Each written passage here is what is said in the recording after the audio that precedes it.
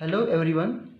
So we will discuss little bit about quantum mechanical model of an atom. This is the last topic of structure of atom and ये topic हमारे syllabus में बहुत ज़्यादा नहीं given है. So quantum mechanical model of atom में it is based on wave particle duality of matter. We left with de Broglie wave equation. De Broglie ने भी इलेक्ट्रॉन के डुअल नेचर या माइक्रोस्कोपिक पार्टिकल्स के डुअल नेचर की बात कही थी. उसी को फर्दर इसमें बताया गया है.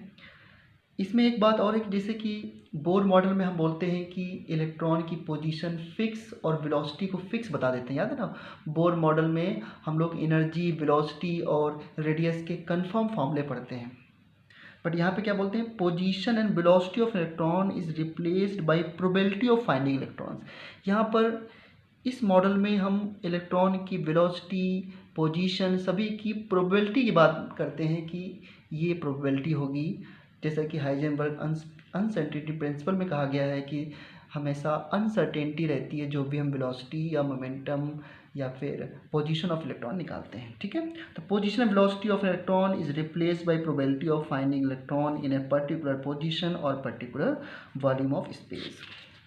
ये टॉपिक जब आप हायर स्टडी करेंगे या आप एमबीबीएस का कोर्स करते हैं या इंजीनियरिंग का या जो भी करते हैं तो वहाँ पर भी ये टॉपिक बहुत लिमिटेड पढ़ाया जाता है क्योंकि ये बहुत डिफ़िकल्ट टॉपिक है हमारे सिलेबस का. ठीक है, सो इस टॉपिक में काफ़ी एजम्पशंस हैं. एक दो एजम्पशन की ही बात हम करेंगे, वो भी ज़्यादा ही होगा. तो एजम्पशन क्या है कि each electron in an atom can be represented by a wave function Sai and wave function psi contains all the information about electrons revolving around the nucleus. और ठीक है, तो सारी इंफॉर्मेशन इलेक्ट्रॉन की वेलोसिटी की, मूवमेंट की, जो भी इंफॉर्मेशन है वो इस वेव फंक्शन साई के अंदर है. And for each observable quantity या for each measurable quantity there is an operator exist. Schrodinger ने कहा कि जो भी आप क्वांटिटी निकालना चाहते हैं इलेक्ट्रॉन के बारे में, जो भी इंफॉर्मेशन निकालना चाहते हैं, उस हर एक इंफॉर्मेशन का एक ऑपरेटर होता है. Suppose you want to find the energy of electron around the nucleus, then there is a energy operator. when you want to find the position of electron around the nucleus, there is a position operator.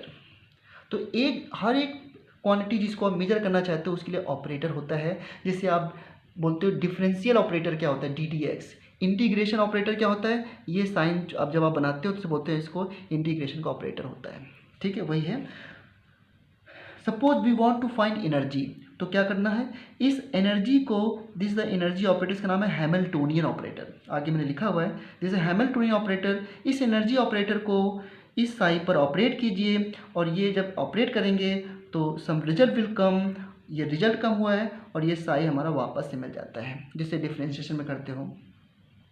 ठीक है ना. सो इस simple से जो form लिखे ना, इसे बोलते हैं श्रोडिंगर इक्वेशन. और जो श्रोडिंगर इक्वेशन बहुत बड़ी होती है, ये सिंपलेस्ट फॉर्म है ऑफ द श्रोडिंगर इक्वेशन जो हम एनर्जी ऑपरेटर के टर्म में लिखते हैं कि हम साई, वेव फंक्शन साई में एनर्जी ऑपरेट कर रहे हैं. This is the total energy. तो एनर्जी ऑपरेट किया तो कुछ हमको इन्फॉर्मेशन जो मिली, इसे बोलते हैं आइगन वैल्यू, इसे बोलते हैं आइगन फंक्शन. आइगन वैल्यू जो हमको आउटकम मिला है. ठीक है, value and this is eigen function जो हम ऑपरेट कर रहे हैं. एक बार उसको खुद से आपको जरूर पढ़ना पड़ेगा. ठीक है,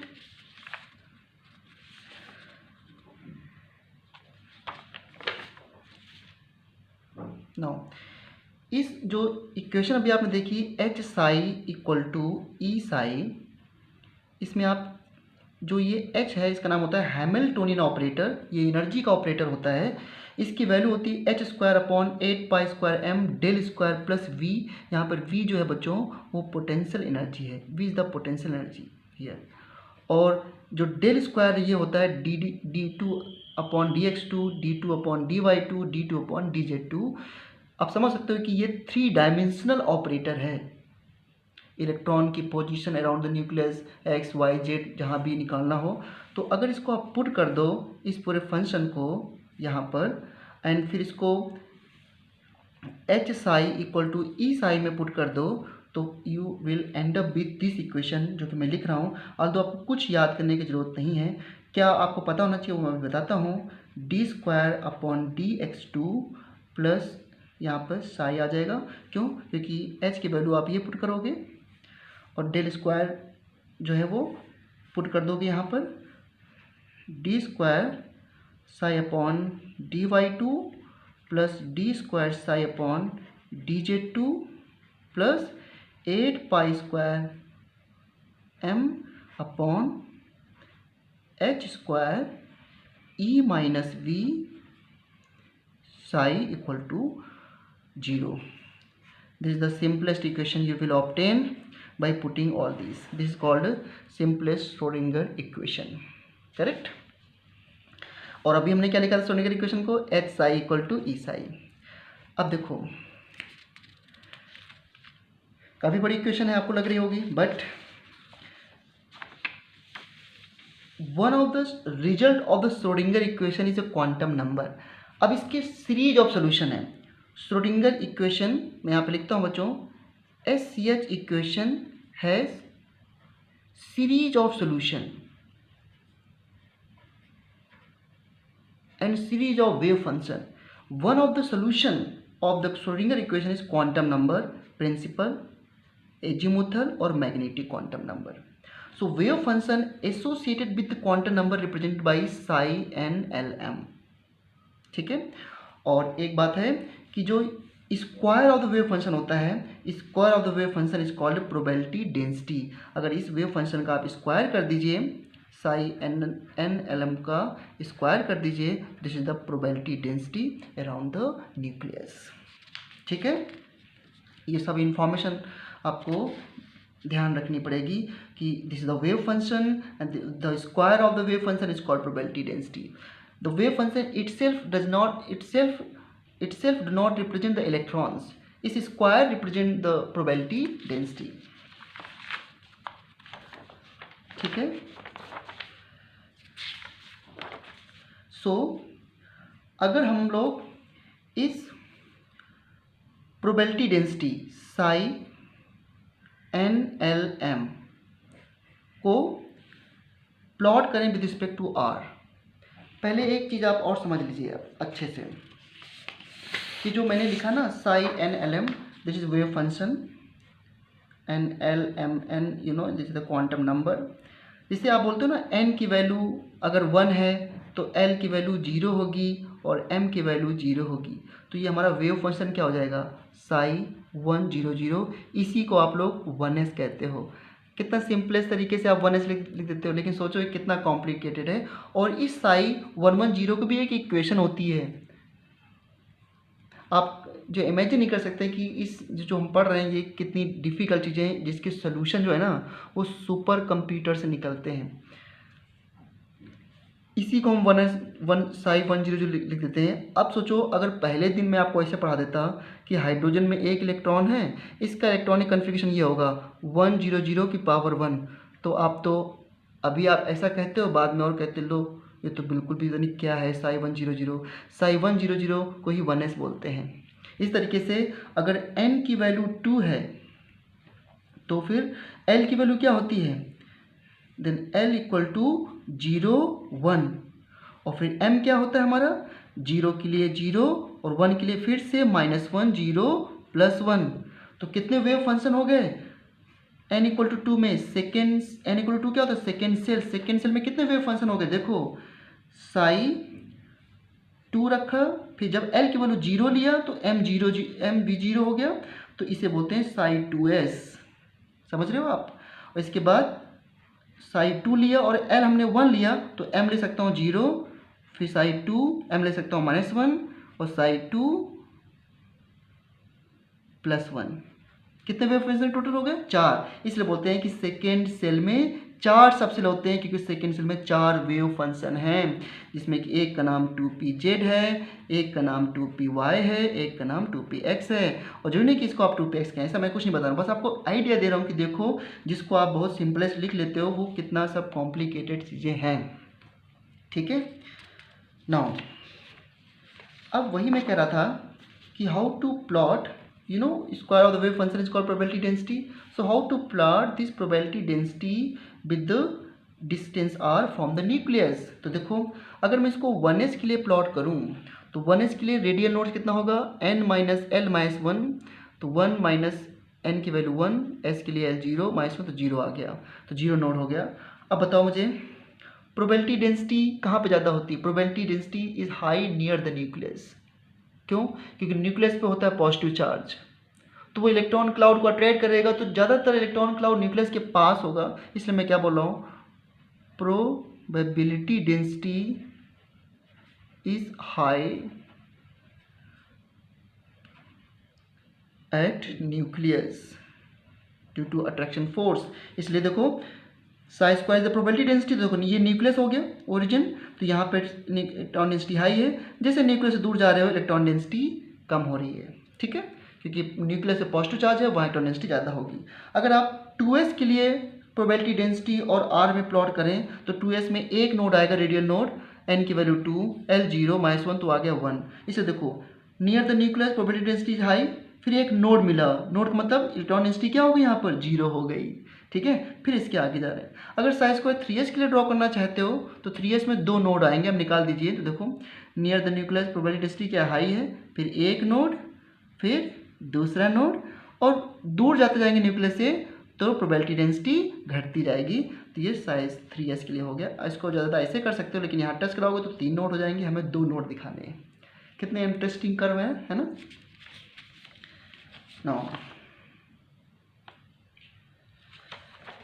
एक और देखो, अकॉर्डिंग टू SCH का मतलब यहाँ पर श्रोडिंगर इक्वेशन है।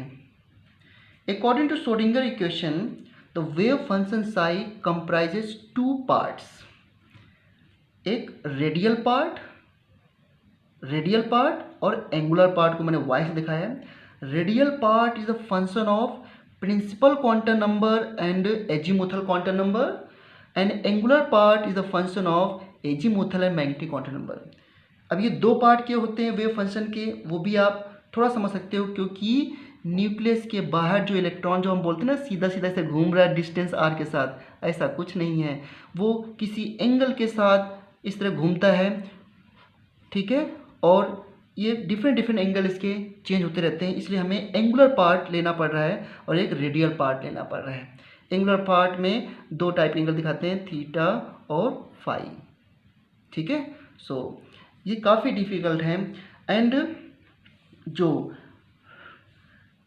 मैंने क्या बोला, तो according to Schrodinger equation the wave function psi comprises of 2 part, radial part यानी विद द डिस्टेंस, कैसे इलेक्ट्रॉनिसिटी वेरी करती है, विद द डिस्टेंस कैसे बिहेव कर रहा है सब कुछ, and with the angular part, radial part, angular part, and the square of the radial part is called radial probability density. ठीक है, and square of the angular part is called angular probability density.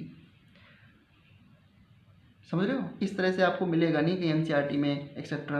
तो radial probability density and angular probability density, और जहां पर radial probability density curve 0 हो जाए, density 0 हो जाए, उसे बोलते हैं रेडियल नोड्स। और रेडियल नोड्स किस लिए किससे रिप्रेजेंट करते हो आप लोग, n माइनस एल माइनस 1। तो रेडियल नोड्स क्या होते हैं, जहां पर रेडियल प्रोबेबिलिटी डेंसिटी 0 हो जाए, यानी कि विद द r, जब न्यूक्लियस से दूर जाए डिस्टेंस के साथ, तो जब नोड मिल जाए तो वहां पर रेडियल नोड्स होता है। ठीक है, और जहां पर एंगुलर प्रोबेबिलिटी डेंसिटी 0 हो जाए वहां पर एंगुलर नोड्स होते हैं, जिसको हम लोग फॉर्मूले में L से रिप्रेजेंट करते थे। देखो मैंने शायद आगे लिखा हुआ है इसमें,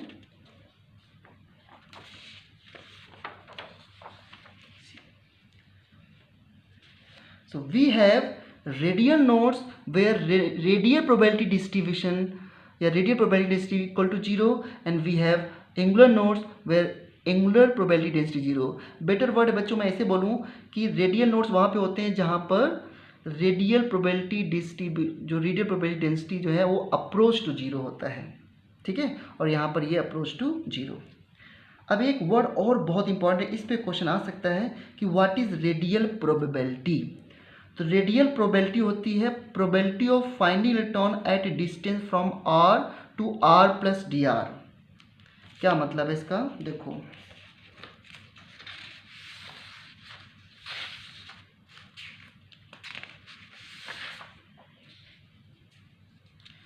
this is the nucleus and ये आपका 1s सबशेल है सपोज, या ये शेल है, एंड इसकी मैं थिकनेस थोड़ा ज़्यादा कर देता हूँ, like this. So electron cloud यहाँ पे है, ये न्यूक्लियस के बहुत पास है, मैंने दूर बना दिया। देखो यहाँ से यहाँ तक डिस्टेंस का नाम है r, और जितनी ये जो इलेक्ट्रॉन क्लाउड जहाँ पे है, इस थिकनेस वाले पार्ट को, इतने पूरे को जो हम बोल रहे हैं dr। तो बताओ यहाँ से यहाँ तक टोटल डिस्टेंस कितनी हो जाएगी, r प्लस डी आर। यहाँ से पूरी डिस्टेंस कितनी हो जाएगी, r plus D R. D R वो रीजन जहाँ पे इलेक्ट्रॉन क्लाउड है, और r न्यूक्लियस से डिस्टेंस। तो जो मैंने क्या बोला अभी थोड़ी देर पहले कि रेडियल प्रोबेबिलिटी होती है probability of finding electron at distance from r to r plus D R. And ये होता क्या है रेडियल प्रोबेबिलिटी, प्रोबेबिलिटी डेंसिटी, कौन सी probability density, radial probability density, radial probability density into volume. ये कैसे फॉर्मूला है, डेंसिटी क्या होता है, mass upon volume, mass upon volume. तो डेंसिटी इंटू मास क्या, डेंसिटी टू वॉल्यूम क्या हो जाएगा, मास। इसी मास को हम रेडियल प्रोबेबिलिटी कह रहे हैं। सो probability density into volume. Probability density मैंने क्या लिखा अभी, आर स्क्वायर एन एल, ये देखो। और वॉल्यूम कैसे निकालेंगे वो मैं बताता हूँ आपको। देखो वॉल्यूम कैसे निकालेंगे, जहाँ पर जिस स्पेस में इलेक्ट्रॉन है वो वॉल्यूम कैसे निकालेंगे, देखो। सो यहाँ से यहाँ तक डिस्टेंस कितनी है, आर प्लस डी आर, तो 4π3 pi R cube, R plus D R का क्यूब, माइनस इतना कितना वॉल्यूम होगा, 4/3 पाई आर क्यूब। जब इसको आप सॉल्व करेंगे तो it will be 4π R square D R. जब इसको सॉल्व करेंगे तो ये आएगा। कुछ और आता तो बाकी आपको नेगलेक्ट करना होगा, इसकी वैल्यू यही आनी है। So this is the volume at which electron density present, electron present. So probability density is this and volume is 4π square D R. इस टोटल को बोलते हैं रेडियल प्रोबेबिलिटी। वैसे मैं आपको बताऊं कि ये याद कर लिया जाता है, लेकिन मैं आपको बता रहा हूँ this is the radial probability 4π R square, 4π square नहीं, 4π R square D R into R square N L. ठीक है, this is the volume and this is the density. So now this is the most important question, radial probability distribution curve topic. देखो अगर मैं 4s के लिए radial probability distribution curve draw करूं, ये radial probability,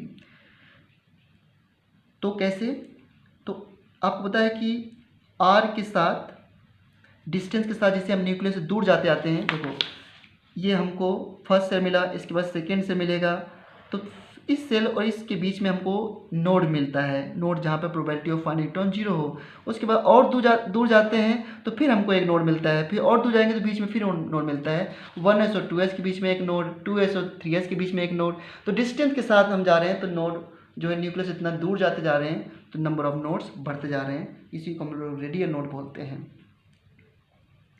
सो 4s में radial node कितने हैं, 3, n minus l minus 1, 4 minus 0 minus 1। अब देखो कैसे, ये जो फंक्शन है इसमें अगर r की वैल्यू 0 की जाए तो पूरा 0 हो जाएगा। देखो r 0 तो ये 0, तो इसको ओरिजिन से स्टार्ट करना पड़ेगा। This is not like Sai square का ग्राफ आपने खींचा था थोड़ी देर पहले r के साथ, this is a different graph, this is a radial probability distribution curve. ठीक है, देखो यहाँ पे r 0 है तो 0 है, और r बढ़ेगा तो ये वैल्यू क्या हो जाएगी, बढ़ेगी। तो यानी कि इलेक्ट्रॉन के पाए जाने की प्रोबेबिलिटी जितना न्यूक्लियस से दूर जाओगे तो बढ़ेगी। इलेक्ट्रॉन को पाए जाना अलग बात है, और इलेक्ट्रॉन डेंसिटी कहाँ पे ज़्यादा है वो अलग बात है। ठीक है, तो देखो स्टार्ट किया, कितने नोड्स दिखाने हैं आपको? 3 नोड्स। सो फर्स्ट नोड, और फिर आर अब बढ़ाते जा रहे हो तो सेकेंड पीक हाई, और फिर आर और बढ़ाते जा रहे हो तो थर्ड पीक और high. This is the radial. कितने इंटरेस्टिंग ग्राफ है, आप समझ सकते हो कि रेडियल प्रोबेबिलिटी डिस्ट्रीब्यूशन कर्व, जिससे से आर बढ़ेगा इसकी वैल्यू बढ़ेगी इसलिए पीक होगी। तो न्यूक्लियस से दूर जाने पर इलेक्ट्रॉन के पाए जाने की प्रोबेबिलिटी बढ़ रही है। अगर मैं आपसे कहूँ कि इस रेडियल प्रोबेबिलिटी डिस्ट्रीब्यूशन कर्व को आप फॉर 4p के लिए ड्रॉ करें तो 4p के लिए नोट देखो, n minus l minus 1 equal to 0, and यहाँ पर हमने लिख दिया 4 माइनस 1 इक्वल टू 2। यहाँ पे कितने नोड्स हैं? 2 नोड्स हैं। तो ड्रॉ करो इस फंक्शन को। So this is 4 pi r square D r square N l. R square N l क्या है? Radial probability distribution, radial probability density.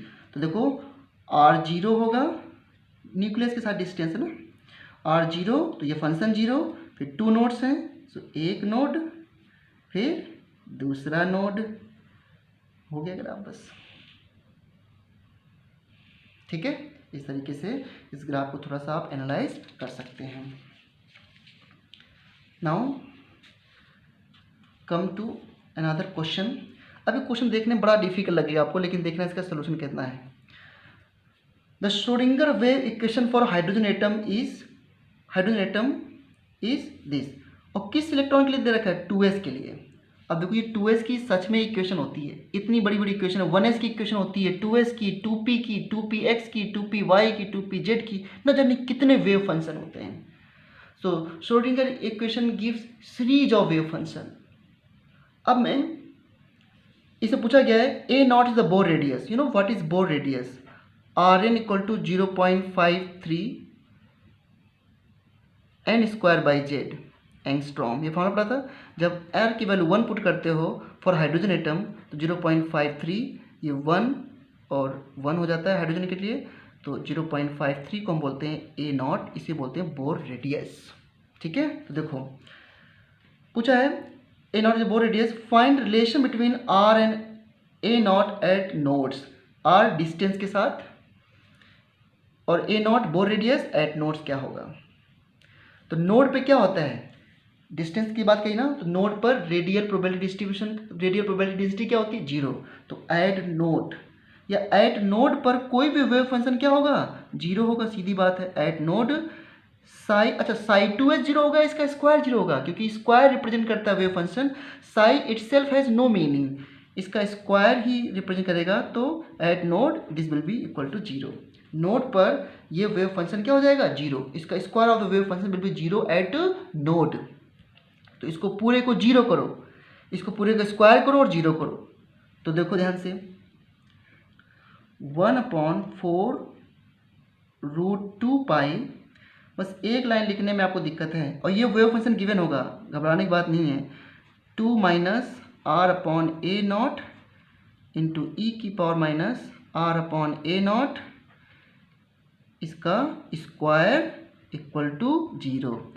अब ये मैथमेटिकल पार्ट है, कभी 0 नहीं हो सकता, एक्सपोनेंशियल कभी 0 नहीं हो सकता, तो केवल आपको इस पार्ट को 0 करना है। तो देखो 2 minus are upon a naught का होल स्क्वायर इक्वल टू 0, या आर इक्वल टू